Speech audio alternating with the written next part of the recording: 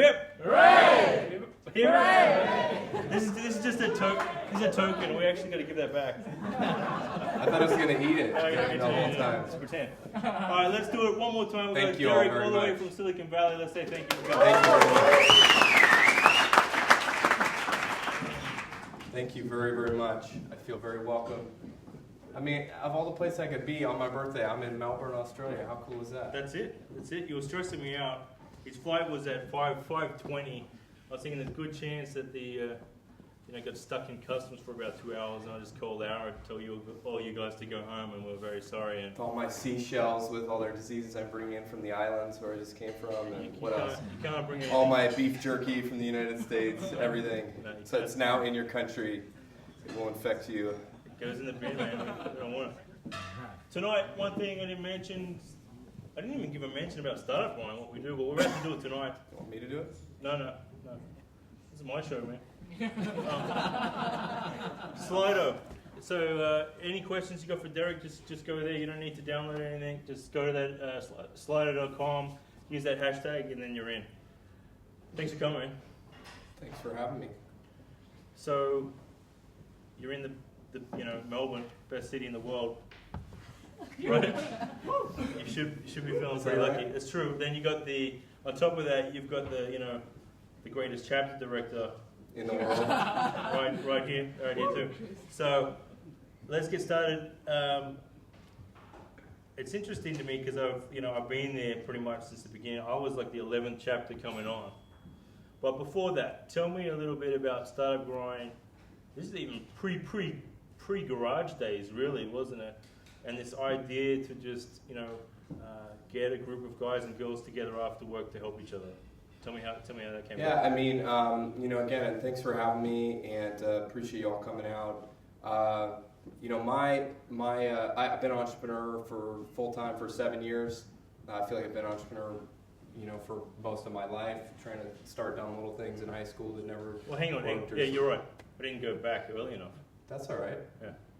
Give us a bit of the background. Yeah, I mean, so coming out of college, or in college, I worked for my brother's startup. My brother started a company that at one point, without any VC funding, without any board of directors, he was age 26, they were doing $30 million in revenue.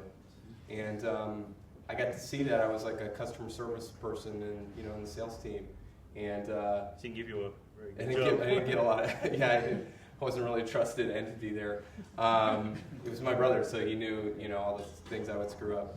And so, but I got to see it. And so I came out of college, and I was, my wife and I, who's here tonight, we were just getting married, and I didn't really have an idea that I felt like I could just put everything on the line for. And I felt like I needed to get some skills that if something, like if somebody got sick or whatever, like that I could always get a job, So I went to work for Electronic Arts, and I was working on all sorts of different games. I worked on The Godfather, I worked on Burnout, I worked on Mirror's Edge, which just has another version coming out. And I just kind of learned how to work at a big company and what that was like. And what happened was I was really working hard. I really am bad at most things, but I'm really good at working hard. And so I was working like 110%. And what I realized is like in a big company, I could work 110%, and I'd be in the top 2% of employees at EA, based on my my reviews. So that was pretty good.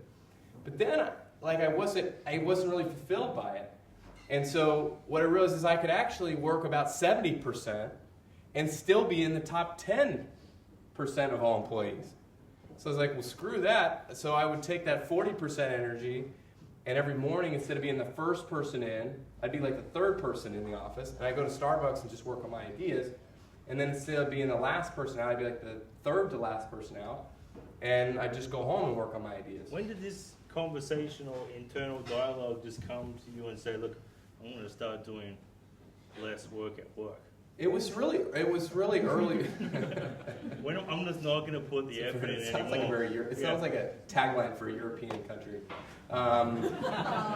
Hey, whoa, jeez. Whoa, I've lived in Europe for 6 years, so I can say that. I don't know. I just started to get dissatisfied. I had an experience with my boss who was a really good guy, but I was working really hard. I was making like $50,000 or something a year, and I'm like one of the top performers, and he asked me to do this big project, and I was like, you know, I'm not making investment banker money here. I can only work so much. And that was at lunch, and then by like 4 o'clock in the afternoon, he pulled me into his office. He's like, "Hey, I want you to know that I really went to bat for you today. We had that conversation earlier, just an offhand comment I had made because I was frustrated." And he said, "I got you a $4,000 raise." Yeah.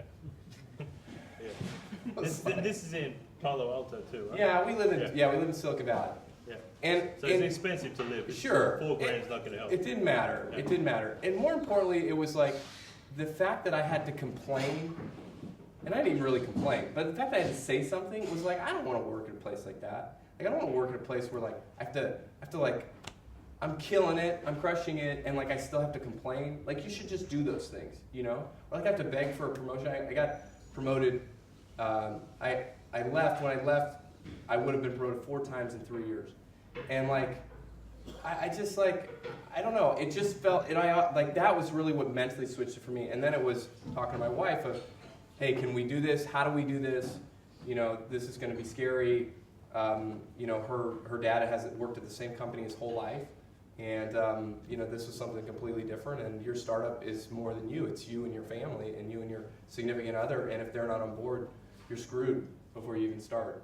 And so it took about 2 years to figure out how to leave. And going back just a little bit, sidetrack a bit. What was your brother's business that was making that money? Oh, it was like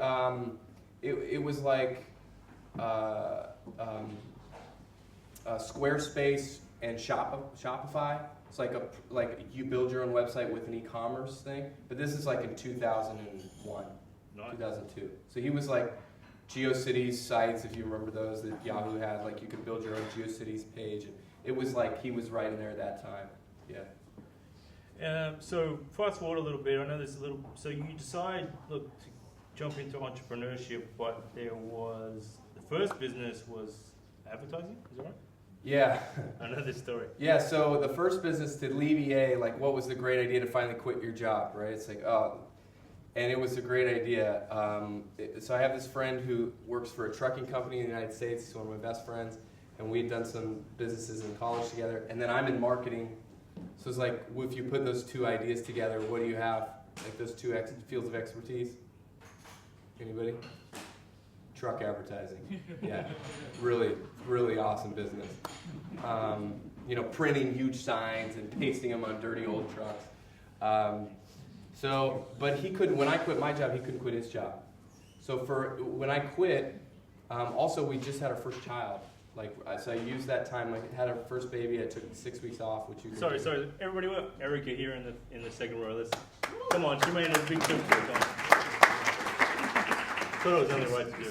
So I started trying to sell these truck ads. And I'm not like the best salesman in the world, but I'm not the worst. And in 6 months, I couldn't sell one. And at that same time, I had this friend from college who came and met me and was like, hey, why don't you do some marketing for us for our new startup that we've got? And I was like, well, I'm totally focused on this thing. Like, I can't deviate from that focus to these truck ads. He's like, I don't know about that, but why don't you do 20 hours for us and I can at least pay your bills? And I said, well, how much would you pay me? He's like, well, how about $80 an hour? And it's like one of those times where you remember right when you were on the call, and you just like, and I'm like, I couldn't do it for less than 85. Right? And so I went to work for these guys, and it was a company called movieclips.com. Anybody ever heard of Movie Clips? If you watch a trailer on YouTube, it's a Movie Clips trailer. So these are 5 guys in LA who got these license deals with the movie studios, and I helped them do the marketing. That business ended up getting sold for $20 million to I think Fandango or Flickster or one of those companies. And then they spun out another business out of that called Zephyr, which is like a $500 million business now. And I could have joined their startup. They offered me 1% equity to join the company and be like their marketing guy, like the 5th or 6th employee. But I decided I want to be an entrepreneur, so that was probably a dumb idea.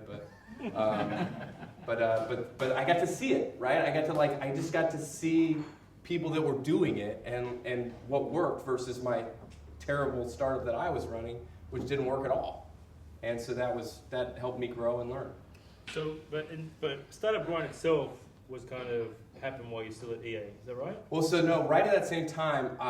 So after I stopped working for those guys, I raised some angel funding and built a video game. The day after the iPad came out, I was brainstorming. I had this planned meeting with this angel investor that I knew, and we brainstormed this video game.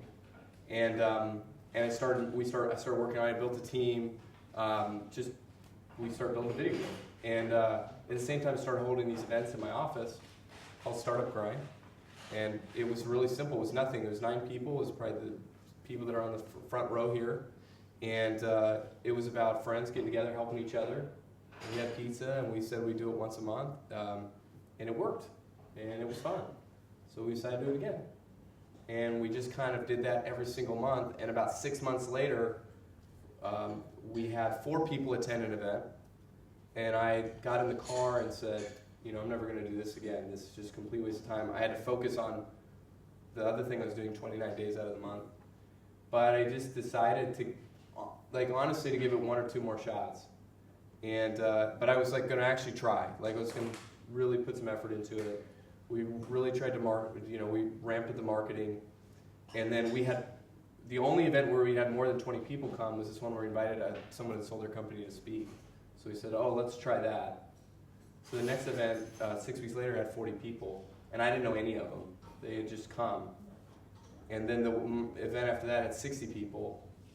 And the funny thing is, that was like 4.5 years ago. I still know a lot of those people that were there at that first event.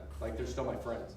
What is it? Do you think it's instinct that says I should stick around with this one and not with the advertising and the truck company? I mean, there's only so many times you can bang your head on the wall. It's at some point, if it starts to work, the wall starts to crack. And then you see some glimmers of success, very small wins. But if you see none of that, you have to make the call at some point to shift or pivot or whatever. And that could be run out of money. That could be your wife is angry at you. That could be, your co-founder quits and he was a domain expert or she was a domain expert. Could be any of those things. But that balance, that question of do I keep going or do I give up and pivot? How do you know? Nobody knows but you. You're the person that needs to know that. And for me, with Startup Grind, it was this side thing for 2 years. So this is a principle that I just see over and over again. Great ideas need time to germinate. They just need time to be out there to see what can happen. And if you run out of money, then you have no time for that to happen. You want to keep your startup a project as long as you can. Keep the pressure off of yourself as long as you can, because as soon as it becomes a startup, clock's ticking. You just turned your hourglass over. And but Startup Grind is a project. There's no pressure on Startup Grind for 2 years. And so we started in 2010, and it didn't matter. And by the time it's 2012, we're getting hundreds of people coming. People are paying for the events. We had a few sponsors, and I started to get my mentors saying hey, that thing you're working on 29 days out of the month, that's not working. And you're working on it all the time. And this thing with Startup Grind, you're working on it 1 day a month, and it's has all this cool organic momentum.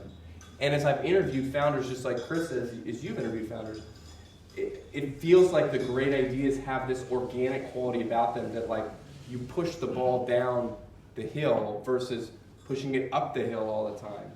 And I've started things that have done both, but mostly it's always pushing the ball up the hill. But with Startup Grind, it's just the ball has always rolled, had its own life of its own. What I love, doing this, and I think that, I think I do it well, and what I think there is, that's it, right? But I think the success has been in doing something consistently, right? I just know I'm going to do an event every month. We had, Nathan from Founder Magazine here last month. He's every day, 4 or 5 posts on Instagram. Do you think there's something about the consistency that most people just give up? Yeah. I mean, and we see cycles the people in this room, Chris, in 6 months, there will be a handful of these people that will still be left in the startup world here in Melbourne, and most of you will be gone. And that's what I've seen, like cycles after cycles after cycles for 6 or 7 years. When I meet somebody, an entrepreneur for the first time, I've seen this in Silicon Valley. I've learned this from other people. Most people will not invest in you until you've been there for 6 or 7 months, because so many people just leave and give up. So why would I invest my relationships? Why would I invest my own energy, my own social capital into you if you're not going to be here? And so I think there's just this, like, startups it's a war of attrition. Like, Startup Grind is maybe the biggest entrepreneurial community in the world, in large part because everybody else gave up. Like, we survived, and no one else did. And so you do that long enough, there's nobody left. So, I mean, that's the brutal truth. I can tell you all the hard work we've done, all the marketing things, and all the this and that and the other. Whatever. We survived. We are better cockroaches than anyone else. We work harder than anyone else too. We're better looking than the other startup groups.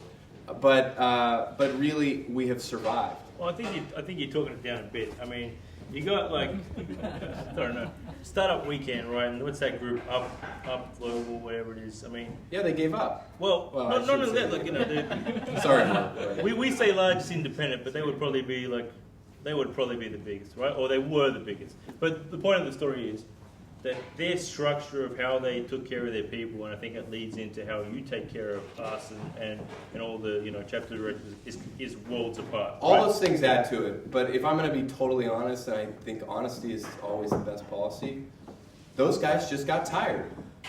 And Startup Weekend is going to be great inside of Techstars. If you know, all this is a lot of inside baseball. But they got bought by Techstars last year. They're going to be fine. Techstars is great. I love Techstars.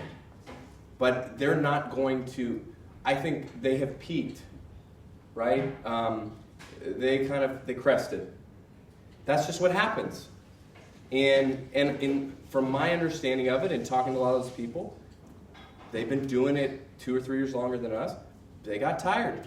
And they had to do something else. And that's okay. It's about the people, right? So if I have 3 little kids, if 2 of them get, incredibly sick and the American health system is all whacked out, if I got to go get a job to get great health insurance, that's what I'm going to do, and that's going to change Startup Grind. It's about the people. So, but, you can't burn yourself out. You can't have your significant other say, that's it, I can't take this anymore. You can see those things before they happen, and you can't let them happen. Because if you're not here in 6 months, there's no way you'll ever be successful to start up. It's a war of attrition. So, and yes, I think we took better care of our customers along the way. I think we tried harder with our customers along the way. Yes, I think so. But at the end of the day, I think we want it more, and I think we're going to survive. And well, I feel like we're only getting started, really. Now, let's go back a little bit.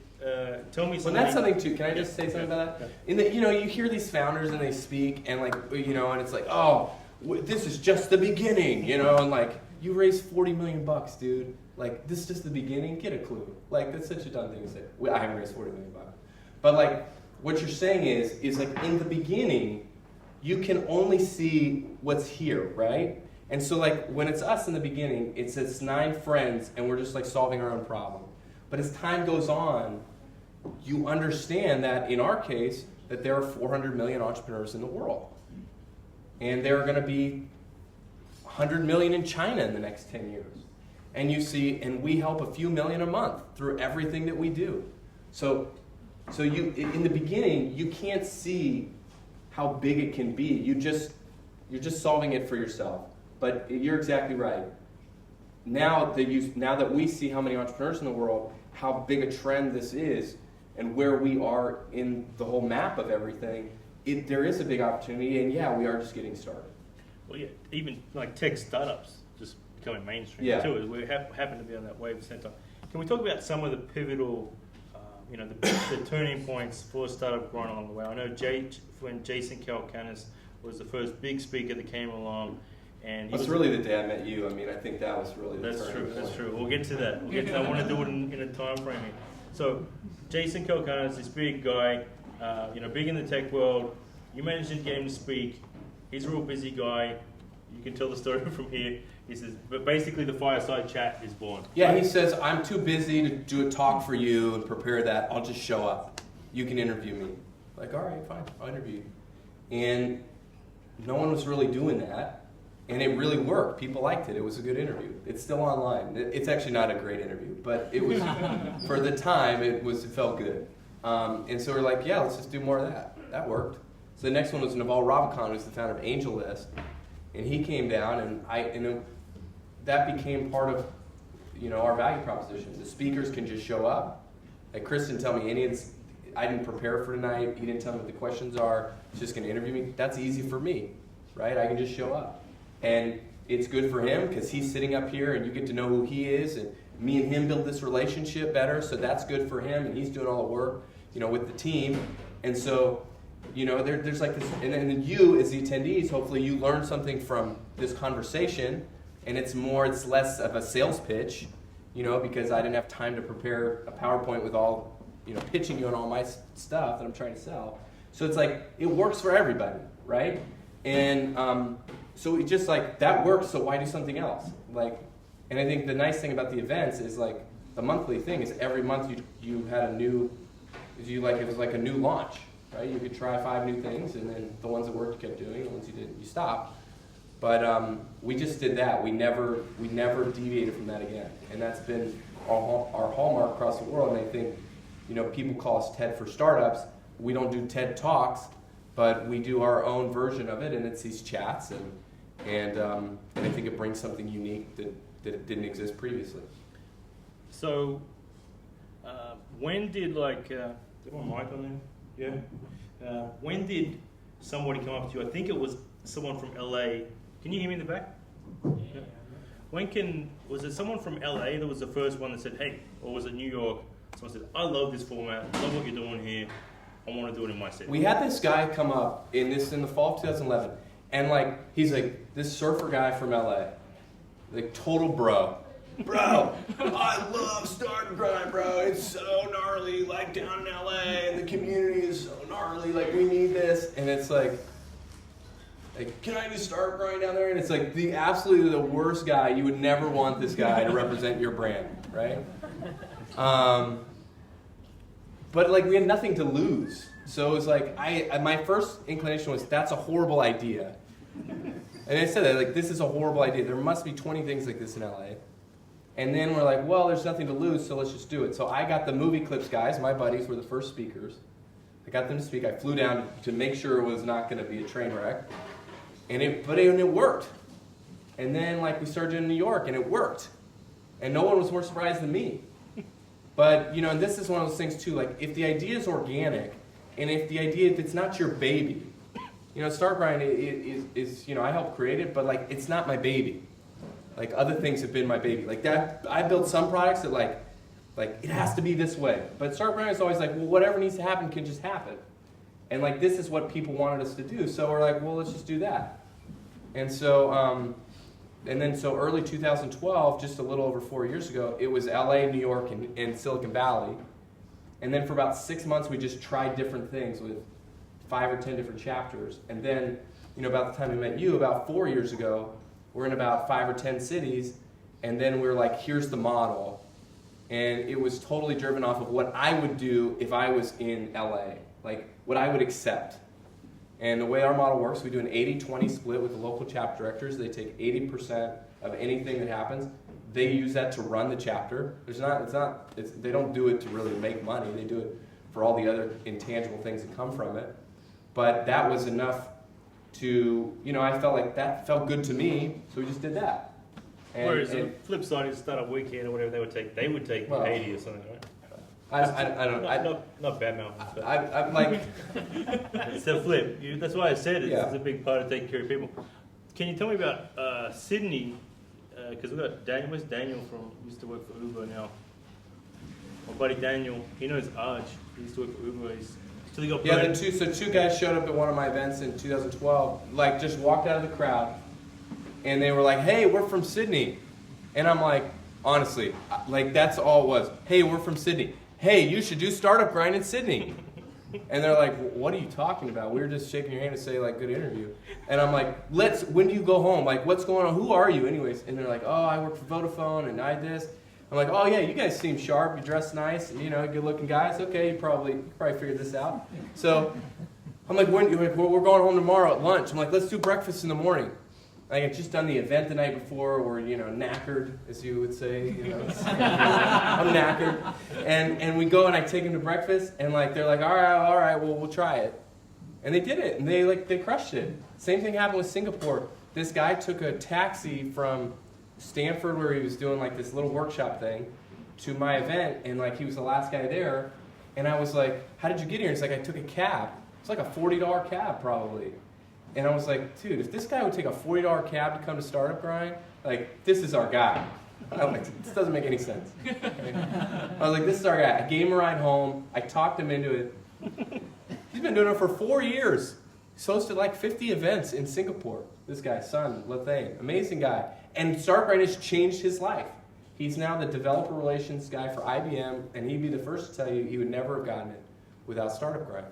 And that's great. And Chris has had hopefully opportunities, and I know he's had great opportunities to come through Startup Grind. Chris became ranked as one of the top 50 most important startup people in Australia. I was like, is it really Chris?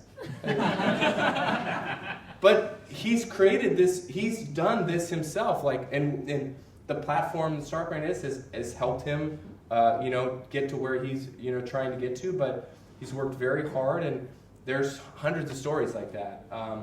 And that's just the people that run the events, and then there's all these great outcomes from people that attend the events, and then the speakers, we do these conferences, and the speakers start doing business together. And so I think these things wouldn't happen if we didn't exist. And I think that's why we've thrived. Well, I told you before we got here, our cameraman was at, the Zendesk event. We had the founder of Zendesk out, Mikkel, and he was like, I'm headed to Japan tomorrow. Someone's like, Takashi's Japanese, obviously. He said, "Come film in Japan for me." And hired him. So I love stories just like that. And you just went with him? Yeah, he did. Start filming for Zendesk. You're a very trusting person. Now, it's good quality.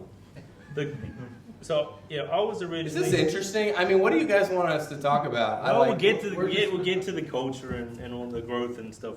Don't worry, man. I'll do a good interview. Leave it with me, man. Leave it with me. Tell me about the growth. No. So you're in Sydney. You're in Singapore. It's becoming this global thing. I was attracted to. I think I saw you on TechCrunch with Dave McClure or something like that. Yeah, we got an article on TechCrunch. We kind of faked it. We said we were in 20 cities. We were probably in like 10, but it created this buzz, right? And that kind of. I went on vacation 2 days later. I went on a boat where a houseboat. I didn't have any cell phone reception, and we got 30 applications. It was the right idea, the right moment in time, and the right people, us, were doing it. And when I came back, my inbox was full of really great people like Chris, who was the next wave of directors. And we went from 2 in January to 35 by Christmas. And then we kind of probably went too fast, and then we slowed down a little bit. And then, in that time, so 4 years ago today, we're in maybe about 10. Today we're in over 200 cities. And you can imagine people naturally will cycle through on these things, so we've probably done 250 cities. And it's not about, the numbers are not overly important for us, it's about quality. We could say we have 300 cities, but we don't. If it's not active, we take it down, we don't count it. So we have 200 active chapters, and this month we'll host 115 events in 115 cities. This month is actually Female Entrepreneur Month. I'm kind of wrecking that for Melbourne, which I apologize about doing. But we have 100 female speakers at 100 events this month, which I don't know any organization in the world that can do that. And it's something we're really proud of, and trying to be a little bit more of a part of this, solving that problem than making it worse. And it started with one, and then it started with 2, and then 5, and then 10, and whatever else from there. I was really attracted by the idea of having this tie to Silicon Valley. It was not powered by Google for entrepreneurs at the time. So tell me about developing that partnership. How many people here have worked at a big company? Okay, it's about half the room. So when you work at a big company, like, there's a process for working at a big company. And I didn't want to approach Google, who's maybe going to look like one of the most important sponsors we could ever have, until we were where we needed to be to excite them. So we had hosted 250 events before my first meeting with Google. And I met with them, and I walked out of there and said to the guy that I went with, like, that went horrible, they'll never work with us. And but we just hustled, and we figured out ways to do little things with them in the beginning. We didn't ask for any money. We just we gave them lots of things, and we just worked with them. And it turned out over the next 6 months, like, we were really similar to them. There's a group inside of Google called Google for Entrepreneurs that runs all the entrepreneurial initiatives. They used to be kind of decentralized across all of Google, and then this group kind of brought it all in. And they're just like, the people that are in that group are just like us. And I had the advantage of being 10 minutes from their office in Silicon Valley. And so we built our relationship, and then, we ended up doing a partnership with them for 2 years, and that worked out well. We grew leaps and bounds from when we started, and then we renewed for a 3-year partnership about 1.5 years ago. So we're halfway into that. So, a lot of startups here, obviously, how important was that partnership into, you can't do much better than tying your brand to Google. So what kind of impact did it have, or what was some of the, aside from, getting a big check or something, what was beneficial to start growing? I mean, brand-wise, it's kind of like raising money, in some ways, because you get a logo that people respect and trust, and they give you credibility. So, I mean, we all want to get those first big customers for our startup that we can put on the front of our website, and that's absolutely what it became for us. We're not owned by Google. We're not they're not a shareholder. They're essentially a huge partner of ours, and we love them to death. And they're, like I said, more like us. This group inside of Google does more for entrepreneurs than any other group in the world. So they're the guys that also set up Campus London, Campus Tel Aviv. Sure. We've got about 80 initiatives. And they work with probably the 50 top startup programs in the world. And honestly, I've talked to everyone that runs startup programs at every major company, and they're the best. No one's even really that close. There's some other cool programs, but they're hands down the best and the most impactful. And so we're just lucky to work with them, and I think we provide them value, and they provide us value, so we keep working together. The first year, I think it was 2013 or whatever, when we did the first conference in Silicon Valley. You had all the directors, let's say there's 40 or 50 at the time. Part of our job was to, as the attendees came in, welcome them, thank them, point them to the board, say, tell us how we can help you, and we'll try and connect you and all that kind of stuff.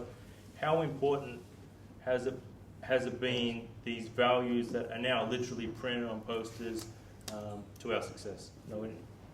We've got a lot of questions coming through, don't worry about it. What's Maybe going you could on? upgrade the branding, Chris, but that's just me. I don't know. One man's opinion. What's that? Oh, don't worry. Okay, we'll do it with the mic. So how many people in here are in a startup? Let's get a raise of hands. Okay, so how many of you that are in a startup have your values clearly written on your website? Keep your hand up. Well, you're in our company, so you don't count.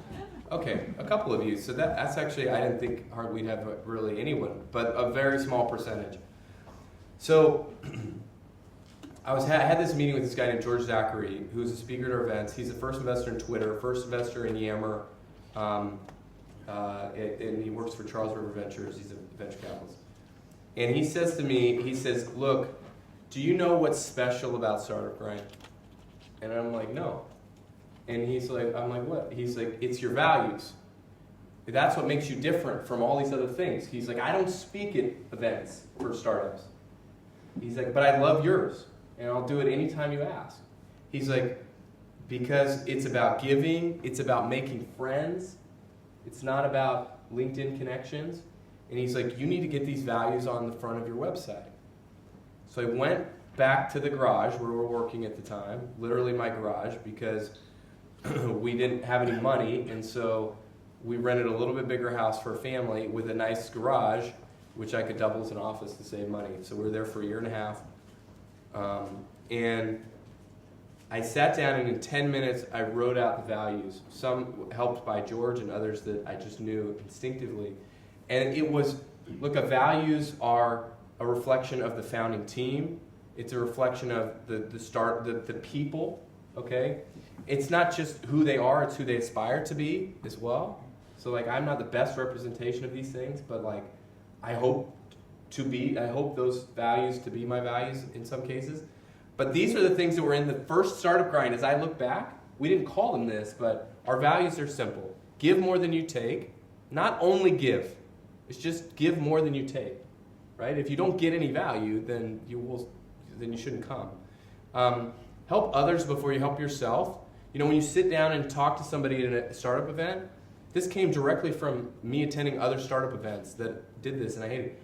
Don't pitch the woman next to you's brains out. You know? Like, show a little bit of thoughtfulness and just ask them what they're doing and ask them how you can help them. Like, this is a way to then make friends, right? It's not about LinkedIn connections. Like, nobody ever got a deal done based on their total LinkedIn connection number. It doesn't matter. It's stupid. Like, business cards are stupid. You know what I'm saying? Like, they are. My email is derek@startgrind.com. It's the only email I have. If I can do something to help you, then just email me. But having my card doesn't mean anything. Just like the cards I have don't mean anything. So, like, it's about who can you meet tonight, who can you help, and guess what? It's this crazy thing that I didn't invent that's been around for thousands of years. When you help someone, it ends up helping you. If you pitch your brains out to somebody and you just ask and take, no one wants to talk to you. You suck. And, like, you're not somebody, when people do that to me, my energy drops. And you can watch. Like, right now we're both sitting on the edge of our seats. Like when I talk to somebody and they pitch me, it's like this. You know? And, like, I start looking at the floor. And, like, but when somebody's, like, engaging, and you know, it's just common sense. This is not, I mean, it's not rocket surgery. Rocket surgery. That's good, right? Yeah. It's another Australian. Well, I clearly remember that same conference, the first conference in Silicon Valley, you sitting much where I am was Jermaine Dupree, and you said the same thing. You sat down with, Jermaine Dupree was sitting there, he had his carers and stuff like that, and it was, you just said, how can I help you? And he was just like, what the fuck, right? He was like, he was blown away. It must have been the first time he's ever sat in a meeting where someone didn't say, hey man, can you get me to Janet Jackson or to whatever. Mariah Carey or whatever. Yeah. Probably not at Janet, that's his ex-wife, so he's probably not going to connect you with her. But you know what I mean. And you know, that's really truly something that. Well, that's what's special. Like, these values are largely Silicon Valley values, but you know, but great people, like, just watch great people, great networkers, successful people. They always do this. They're like, oh well, like they listen to you for about 30 seconds, like, you should meet this person, or have you looked at this? Like, you should do this, and they're just, like, constantly thinking about. And, like, what happens with some of these people is, like, they help you so much just naturally that you feel like you have to do anything you can for this person because you owe them so much, right? And this has happened with our own directors. We had a director that came from Mexico that, like, he always brings, we introduced him to one of our speakers who's a partner at a huge, one of the top 5 VC firms. And he brought him this bottle of Mexican vodka or something that he, like, did all this research that he knew this guy liked. So he's just thoughtful about it, right? He read his tweets and saw that he's tweeting about vodka or something. I don't know, maybe that raised some other issues perhaps. But anyways, what ended up happening was, now when he comes to Silicon Valley, he meets with him. He gets a meeting like that every single time. He never asks for anything. And finally what this guy said, this VC, who I've also met a lot of times and who's never done this for me, He tells this guy, our guy from Mexico, he says, Pablo, I will introduce you to anyone in Silicon Valley that you want. Who do you want to meet? Anyone. Just tell me who it is and I'll introduce you to them. And this guy could do it. And Pablo still said, no, it's not that. He's like, seriously? Okay. So he's like, well, when you want it, you tell me. Right? And the only reason this happened is because he constantly was thoughtful. He constantly gave and gave and gave. And this is another thing. People at the top, like Jermaine, this is like a pro tip, okay? That's a Silicon Valley phrase. This is a pro tip. The people at the top get asked more than anybody for people to take from them. So if you target them to give to them, like it blows their mind. And if it's genuine and if it actually does add value, it blows their mind. And so like you can become friends with these top people that will then have huge material impact on your business down the road if you just stop pitching their brains out. Like I don't pitch VCs, and I'm friends with so many of them, and I can get meetings with any of them. Because I don't ask, well, first of all, if you don't ask VCs for money, there actually can be like pretty nice people. And you should never ask for money unless it's really, really in their best interest to give you money. And that's hard when you're like running out of money. You know, it's hard but if you're playing the long game, like I want to be an entrepreneur for 30 years. I'm in year 7, right? So if, God willing, if I can survive 30 years, okay? Like I'm playing that game. When I meet you, I'm not thinking about tonight. I'm thinking about 6, 12, 18, 3, 4, 5, 6 years.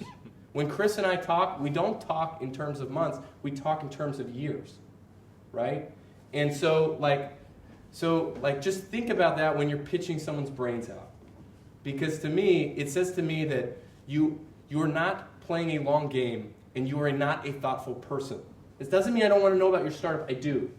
But do it in the right way at the right time. And it takes time and it takes finesse, and I've done it too, and I have pitched people's brains out, and I have felt stupid doing it, and I have made all the same mistakes. So it's okay to make mistakes, and you can practice on me if you like, but we're not going to become very good friends. And then hopefully you learn that for the next guy, and then a girl, and it gets better on the next one. But, it's just like pitching someone's brains out is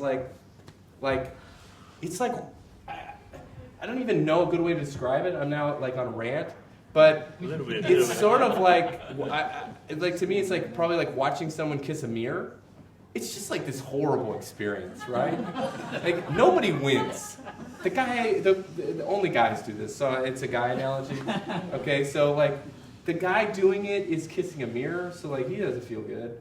And then like the person watching it is so uncomfortable that like, it's just like, why are you watching it? It's like you just want to leave, right? And so like, anyways, don't pitch people's brains out. It's not really polite.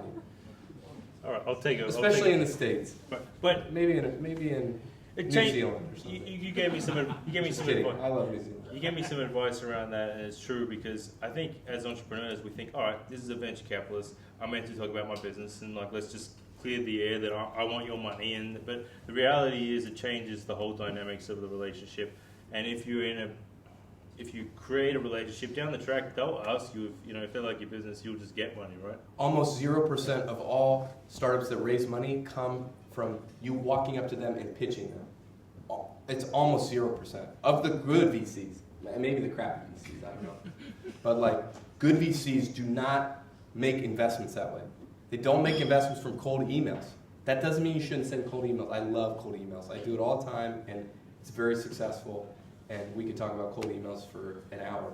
But if you want an investment, you need George Zachary to introduce you to another venture capitalist. And he needs to think that your business is amazing, right? You need the guys like Pablo has, when the time is right, to make that call for you to the mentor or to the domain expert that you need on your board, right? And so you invest, and occasionally you cash in, and then you keep investing, right? And you don't do it to cash in, you do it because that's the right thing to do. Just that's the way you should do. right? So, yeah. So everybody here, I think, regardless of whatever their business is, there's so much value in creating a community or your tribe, whatever you want to call it, around your startup. We're losing people, man. I told you, we got to get feedback. No. That's what they want. This is what they came here. They're walking out. They're leaving. He's gone to the bathroom, man. He's drank too many beers. What are some of the key things in growing this tremendous community that anyone can take away with tonight? Building a community? Yeah, building a community around your startup. You can't force it. You can't force community. And so if there's no organic thing there, putting a discussion forum on your website is not going to create community. Like, find a couple of really passionate people that come up to you. Like, that's one thing for me, like the signals for me. If 4 or 5 people in a month tell me the same thing, that hits my radar. I'm really bad at most things, as I said earlier, but I listen to one thing I think I'm okay at is I listen to every idea, and then I basically say no 90% of the time, but I can process all that information, and then when it keeps happening, when I hear the same thing over and over again, the bell starts ringing. And then if it rings enough, I'll start spending time really thinking about it and digging into it. And so I would just, if you're trying to build a community, you got to find 5 or 10 people that are really, really passionate about it. And that's it. That's all that matters. Start with 5, start with 10, and then build from there. That's the first thing. This is not like earth-shattering information, but your team members make or break your startup. So first of all, everyone should vest their stock. The founders, you should not grant people their stock from the beginning, including yourself. I vet my stock vest just like my other co-founder and everybody else. And the right team members create exponential difference. And the example that I will give is that you said, what has Google done? The biggest thing Google did is when they sponsored us, I could hire this person on my team, her name is Carly, who when I met her and learned what she did, I knew immediately I had to get her to work with me. And I just, in mid-conversation, 10 minutes in, went from just getting to know her, somebody had introduced us, to full sales pitch. You have to work with us. This is the future. What you're doing is dumb. You have to change your job today. How do we make this happen? And she has had exponential impact on our business.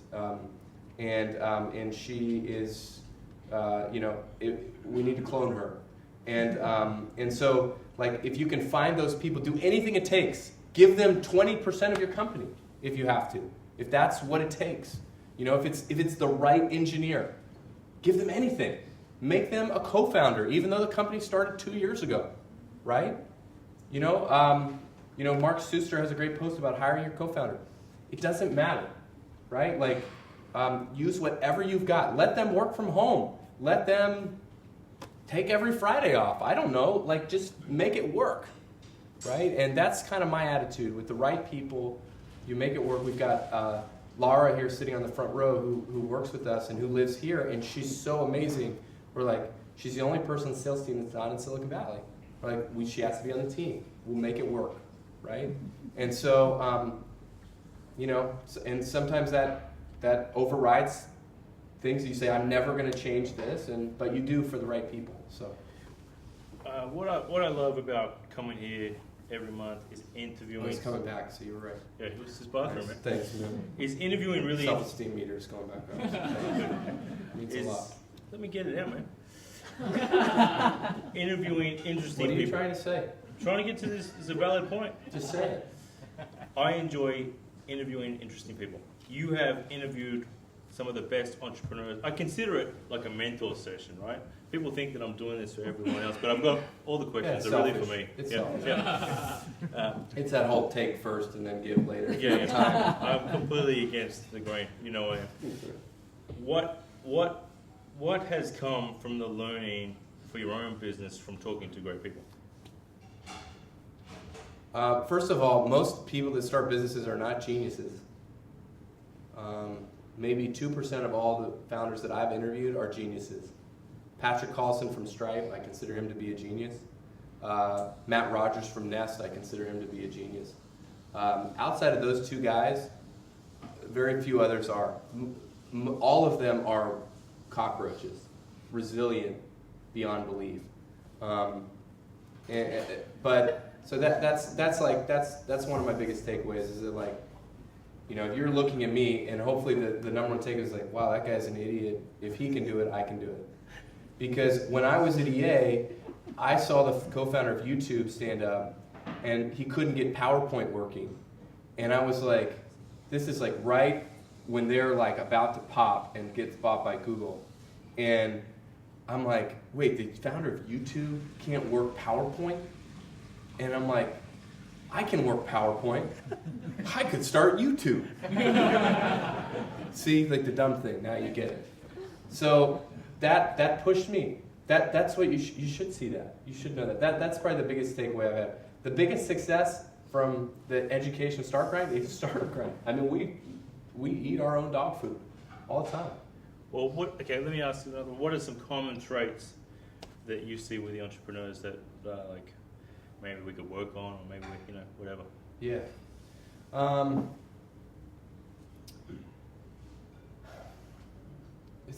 I think focus on the customer is a huge one. That's easy to say, hard to do. It's hard when you have your whiteboard full of things that you want to build, to really narrow down on what is the most important thing for the customer right now. We started using this thing called user voice for our product, which you know, your users can upload different things, and it's been amazing to me because our list was totally different from the user's list. And when we just started getting the feedback, and we just started going down the list, I don't care what we build. It's just whatever they want us to build. It hasn't always been like that for me with my startups. So I think relentless focus on the customer. I think getting your product to market as quickly as you can, knowing that everyone's product sucks when it hits market, or as Steve Blank would say, no product survives first contact with the customer. That's true every single time. You know, the team members, I mean, I already talked about that, but you know, team makes or breaks. You know, if you get the wrong co-founder, you're dead. You're just dead. And you probably know if you have the wrong co-founder. Honestly, if it's not really tight and feels really, really good in the beginning, you're probably screwed. And you haven't even started. Like, it's gonna get a lot worse. You think like you can't get along, you can't agree on the logo, like it's gonna get bad, right? So like if you pick the wrong person, and like this is the other thing, like this is a Google principle for hiring, and that is that no manager pain is so great, is worth hiring the wrong person for. So like think about that early in the startup, right? So like you need an engineer, you're the co-founder, and you settle on the wrong person. You just think, you just got to do it. You're screwed. You're so screwed. And I've been there. I've done it. I've built that business 3 times, and it failed. But like, if you can't get the right people, you know, if you settle on the wrong people, I mean, go home tonight and figure out how to get out of what you're doing and start something else. Honestly, like it's gonna get worse. And if you got the wrong people in the room when the boat just takes off from the shore, I'm really sorry. All right, I'm trying to figure out how to pick this up again. I'm just being honest. No. What about, I've failed like 15 things. So like we're talking about startup grind, whatever. Like I don't think about that stuff. I think about the 15. Like I'm paranoid that startup grind is going to be one of those. So like we can talk about success. Honestly, like, and this is how I hate when people say, it's like, I don't feel like we're a success yet. That's stupid. But like honestly, like I'm so paranoid that like we're gonna screw it up, and I'm gonna be that again. That like I work night and day to make sure that doesn't happen. And you know, if I had, and one guy one time at my first startup, I was at EA working on this thing, and he gave me this advice. He looked at my pitch. He had sold his company for $80 million after 2 years. Really, really sharp, smart guy. And he looked at my pitch, and he's like, my team, and he's just like, bro, I'm just gonna be totally honest with you. You're completely screwed, and this will not work. And like it hurts so bad, and But he ended up being right. And what it ended up doing was it focused me on trying to solve the same problem, but with a better team. And that pushed me into, because I got that advice, it pushed me into finding these two guys who were doing the same thing. It was a company called Instructure, which you may or may not have heard of here, but it's like a learning management system for schools. This was this thing I was working on. Anyways, they just IPO'd last year. I met these two guys when there was two guys in a car, because I realized what I was doing wasn't going to work because of the people that were in the room and the skill sets that we had. And I started looking around and I found these other two guys that were awesome. And I was like, if I'm going to solve this problem, these are the guys that are going to do it. And I didn't end up joining it. I would have been the first employee to join it. That probably would have been good for me financially to do that. But it didn't end up being what I wanted to do. But it was the right thing to do. So you're screwed if you have the wrong team. You can fix it tonight. Let's talk quickly about bootstrapping. You're bootstrapped. We've got the T-shirt. It says bootstrap. Sorry. Versus taking capital. I mean, Jason from Basecamp was on a bit of a rant at our last conference. Very passionate about, don't take investors, that kind of thing. What's your experience and, I guess your advice? How many people in here are bootstrapping? How many people have raised capital? How many people want to raise capital? Wow, it's not very many. Okay. Well, I mean, you're seeing what's happening right now with startups that decided that they didn't want to have a good business model and they didn't want to try to make money. They're getting screwed. So, all the I'm reading all these stories about, Dropbox is deciding to cut back on their employee perks and really get to profitability. Give me a freaking break. Like we've been doing this for 5 years, and it's not a story. It's not interesting. Like, this is what good businesses do. You don't overpromise your employees stuff. You give them things you can do that don't cost a lot of money. You do what you can do within your means. One thing that we do. We think we have a high sales percentage. If you sell, you can make a lot of money at Startup Grind. If you don't sell and you're in sales, you can't. But that's what we can do, because if you're bringing value in, great, get the value. That's something we can do. I think everyone looks at Silicon Valley. It's like you can just raise there. It's easy to raise. It's not. The great companies raise. The ex-Google engineers, ex-Facebook engineers, they raise. Those are hard guys to start companies with, unless you worked with them at Facebook and Google. Just think in a place like Melbourne, you have to be prepared not to have any money. You have to be prepared to do it alone. You have to be prepared to have real customers that are paying and giving you real feedback. Paying customers giving you feedback is worth like 1,000x free customer feedback.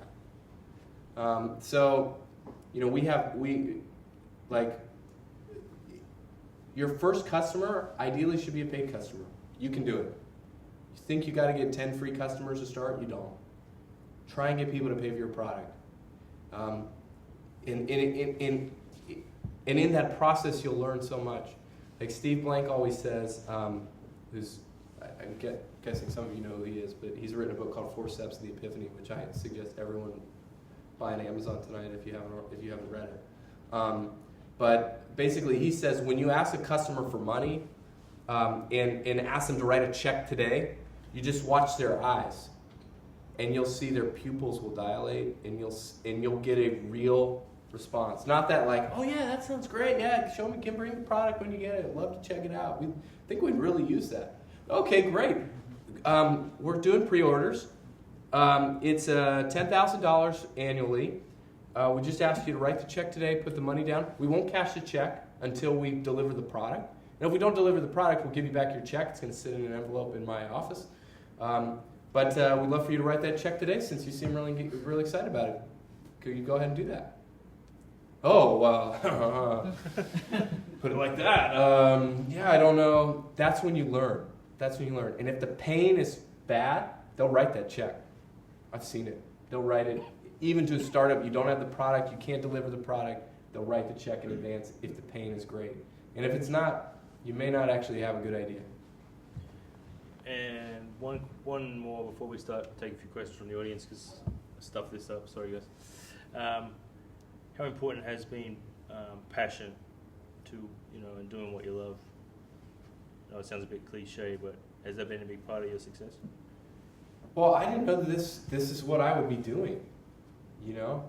I'm passionate about like taking care of my family, and I'm passionate about sitting on a beach. That was my goal. It's like to get to the beach sooner. Yeah. It turns out what I'm doing now, like for all the things I'm bad at, I am one of the best people in the world at what I do now. I send a better cold email get a speaker to speak. I send it better than anybody. And that's a dumb skill to have, right? It's like, dude, who cares? I can get almost anybody to give me an hour of their time on my stage. If I take 2 or 3 hours and write the email that ends up being like 4 or 5 sentences long. Like, that's a skill I have. And it's dumb. And then when they come, I can get them to come back really easily. So, people always say, how do you get these people to speak? And I always say, I just ask them really nicely. And that's actually true. And like, I found something I'm great at. So this is what it is. And I found something that I can help a lot of people, and that is actually really rewarding to me. And I hope I can take care of my family in the process. I hope I can take care of my employees in the process. I hope I can take care of our customers in the process. And everybody will win. I work till 2 a.m., not every night, but I do it a lot. And I put my wife through a lot of pain and put off vacations and put off owning a home and put off X, Y, Z other things. And, if you're not passionate about it, like there's a lot of other things I could be doing that, that would probably be less painful. But I love it to death. So I lied. I got one more question. You got Eric Schmidt coming in London, right? This is massive. There was a guy, Brad Holden, who runs this venture company called Tomorrow Ventures, does Eric Schmidt's investments. Is he here, or you mean is he in the Valley? He's in the Valley. Yeah. And he was like, I didn't know if they had an office here. I was like trying to get him for Startup Growing Melbourne, because everyone always pitches someone will come on here. He's like, man, it doesn't matter how much money you got if he doesn't want to fly the Boeing in. It's not about money. It's not about money, right? Right. So, in a roundabout way, I'm going to say, once you got Zuckerberg, Elon Musk, who else we need? Oprah. What are you going to do there? Richard Branson. Branson? Then what? I've worked on Richard Branson for like the last 2 years, trying to get him to speak. We got really close one time, and we just keep asking nicely. We'll get him. It's a long game, so we'll get him. Zuckerberg lives down the street from me, and literally, and I see him running. I've seen him running. I've seen him running more in the last 3 weeks than I have in the last probably 3 years, and I don't know what he's so stressed about, but almost hit him the other day because I was coming and pulling in my driveway, and he like was walking, and he's like sweating a lot. I don't know if he's got like a gland thing, but he's like fully drenched, and I'm like, geez, what's the deal? But anyways, so I don't know. We'll get those people, but you find something else, right? Like, what pushes you? I only work on things that are interesting to me now. So like, this is first of all, the first 5 years of being an entrepreneur, none of my skill sets from EA had any application whatsoever. Like, I just like had to forget everything I learned and just figure it all out.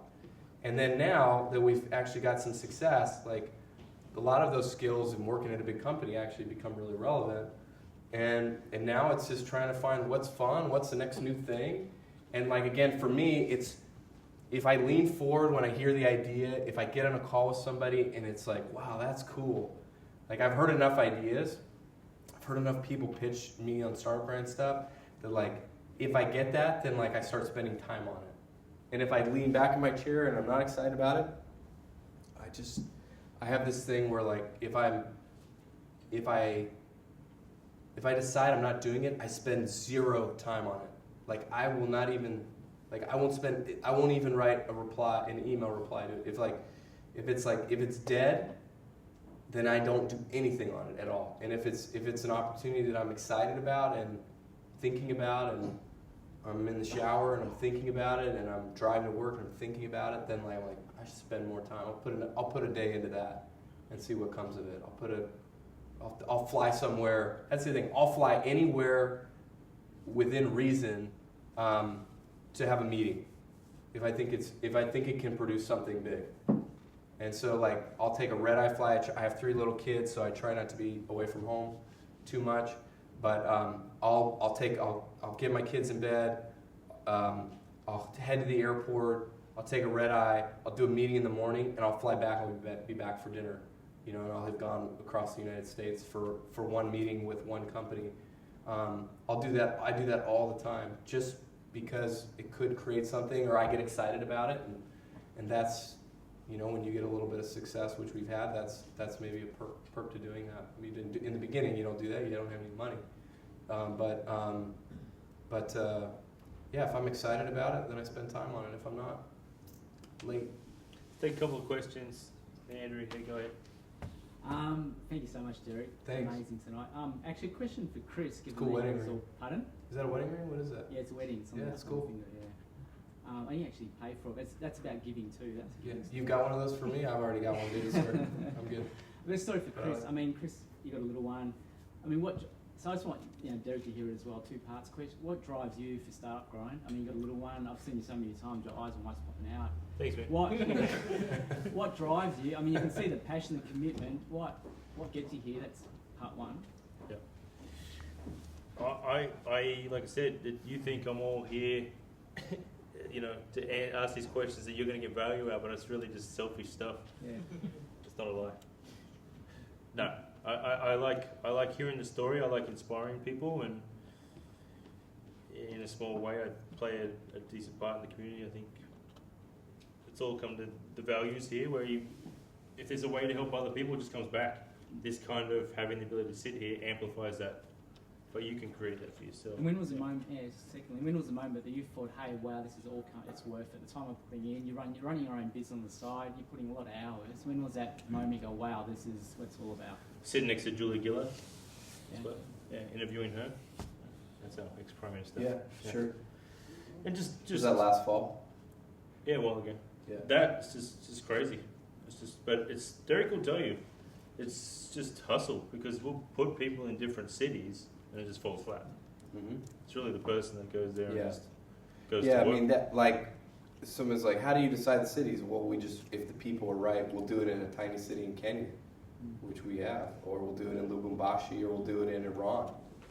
You know, it's just about the people, and then we just started hosting in Boston, which is like the 3rd biggest venture capital dollar spending city in the United States, and we just started there like a few months ago because we could never find the right person, and there's no urgency for us to, like, that whole thing I talked about, team, like, we just don't. I won't get the wrong person. It doesn't. And sometimes we pick the wrong person anyways, but we've done it enough to know, like, wow, this person will absolutely not work, or if this person tries, they could be great. You know. I don't know if I answered your question, man. No, Couple questions? Oh, good. Sorry, we need to go for it, man. This guy right here. You talked about writing the values for startup Brian. Are they your values as well, or are they a combination of your values, other co-founders, or are they sort of a unique set? Yeah, they're absolutely my values, personal values, you know, I spent, you know, I think, like, instilled by my parents, instilled by my faith, instilled by the things I've learned. You know, I've lived 8 years outside the U.S., so, you know, exposed to a lot of different cultures and a lot of different people, and you know, and like I said, like, part of it is who I want to be too. It's a good reminder for me to maintain those things. If I get tired, if I get, you know, cranky, then I think about those. It takes me back to those things. But this may be the most important thing. If you take anything from this, if you do this, go home tonight, write down your values, and put them on your website. It's not hard to do. Well, it's really hard to do, but it doesn't take that much time to do it. But what it is it'll become a magnet for people like you. And so, like, if you look back at companies now, Zenefits is a company, if you've read about them, they've just changed their values. Have you seen this? They had the founder who did some interesting things. They sell insurance in the United States, and they basically created this hack where it looked like you went through 50 hours of training and you didn't. And so they're probably going to get sued by the different states across the United States because of people that they've signed for insurance that they weren't authorized and licensed to do it. But they threw him out and brought in this new guy, David Sachs, and they've now changed the values. I mean, you can try, but they're a reflection of, that is now the company, because that company has attracted, there's 1,000 people or however many employees there are there that reflect those values. And so, like, that's just the craziest thing. People be like, how did you find Chris in Melbourne? Like, he's done great. And I'm like, Chris is the only guy that ever applied. And, that's maybe not true about Melbourne, but that's happened in a lot of cities. But he was the guy. He was the right guy, or she was the right girl, And it's just the values, like, it's like those lights that the bugs get attracted to. Like, it's like that. You will attract your bugs, for better or worse. So they haven't evolved. You nailed day one. Well, it was 2 years in. So, I mean, they would have evolved, but they haven't really evolved, no, in the last 4 years, or the last 3 years since we put them on the website. No, they haven't. We haven't changed them. I tried to add one, but people didn't like it, which was don't give up. Never give up. That was a value I tried to add, but didn't really stick. So I just took it back down. But yeah. But I'll take just two more questions. That answer your question? Yeah, for sure. You can't make this up, right? I can't make this up. Here's the number one voted question. You want to read it yourself? Is Chris Joannou any good? It's probably because I talk myself up. He's a great mate. He's a good, he'd be a guy you'd want to drink a beer with if you drink beer, for sure. You don't drink. Neither of us drink. What are you talking about? I know. Well, that's what I said. If you drink beer, you'd be an interesting guy to drink beer. So, yeah, that really helped me, man. Thanks. What is on the roadmap? What's the future? And we'll end it there. What's the future for Startup Grind? Is this one of your questions? Is this your question? Can we take your question first? Yeah. Yeah, that'd be great. Okay. Oh, sorry. No, that's fine. Just curious, I'm 21 and I know a lot of people who are around my age, a bit older, a bit younger, and are like, ooh, entrepreneurship. And it's great. What is your advice to your 21-year-old self? As far as not necessarily just business advice, but I've so enjoyed hearing your attitude to life and the way that you've gone through it all. Like, yeah. What's that life? It'd probably be like, just get to LA and talk to one of the hair specialists early. Like, try to tackle that at that age. And think about, my wife's rolling her eyes at me. That's it. No. I think working for a startup is a great idea. So, like, when I came out of college, I made a list of top 10 companies I want to work for, and it was like Nike, Pixar, EA, and some other random companies. But I knew I wanted to be in a startup, and so what I should have done was made a list of the top 10 startups that I liked or that I respected. And if I had done that, Facebook would have been, or used. I joined Facebook in December of 2004 when they came to my university. And they were in Palo Alto in the summer of 2005, which is when I did my first internship in Palo Alto. If I had done that, if I had been smarter about that rather than going to EA and kind of being this kind of somewhere safe, I knew I was always going to do this. So, like, I just didn't know how. So if you really want to do a startup, like, go learn from people, make them spend money to train you and teach you. And I would email a CEO, I'd cold email a CEO founder of a company that I really want to work for. Not Facebook's too big now, but maybe they've raised less than $10 million. And I'd say, like, I love your product. Here's what I love about it. Here's what I think you could do better. And here's why I think I'm a great match. My values match your values, and I'm a great fit to join your team, and I'd love to be part of making that vision a reality. No one does that, and no one emails. People send lots of resumes to Startup Grind now, because we have a big community, no one ever does anything thoughtful about it. They never take the time. It would take like 2 hours. And if they just like be thoughtful about it, and like if you want to be an entrepreneur and if you have something right now, go for it. You have no mortgage. You may or may not have any kids. You may or may not be married. Like all those things are just going to pile on over time, right? And like cars and whatever else, and and responsibilities just going to pile up. I now have 3 kids, and it'd be very hard for me to quit my job today if I had a corporate America job.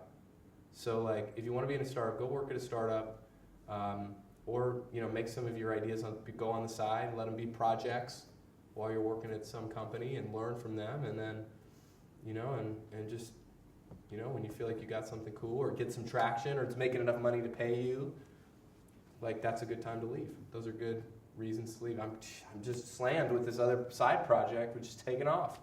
Cool, quit your job. It's awesome. We're going to leave it there. Tom, I want everyone back on their feet and say a big thank you for Derek for coming out. So,